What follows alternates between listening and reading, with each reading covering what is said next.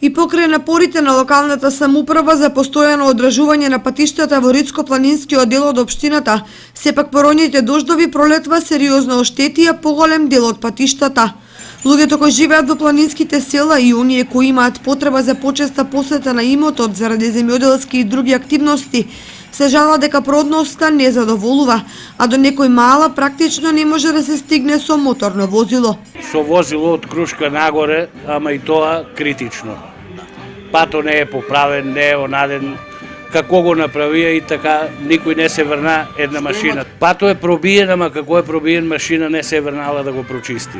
Кога би се асфалтирале патиштата, голем број селени сигурно ќе се вратат, ако ништо повеќе, да ја обработуваат земјата, да ги возобноват овоштарниците и слично.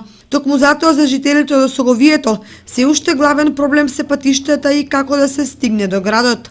Па компири садиме, боб, тоа. Дали се годите често излегувате околу? Па скоро секоја недела одеме, ама од Крушка нагоре се повише пешки одеме. И са возило не може да ојде до таму, негде е одсипен, онаден, однесен. Механизацијата на фирмата Калина, задолжена за одржување на патиштата, постојано е на терен. Меѓутоа, сето тоа што водата може да го расипе за неколку минути, треба да се санира и поправа со часови или денови. А земјоделските активности и транспортот на производите не секогаш можат да чекаат.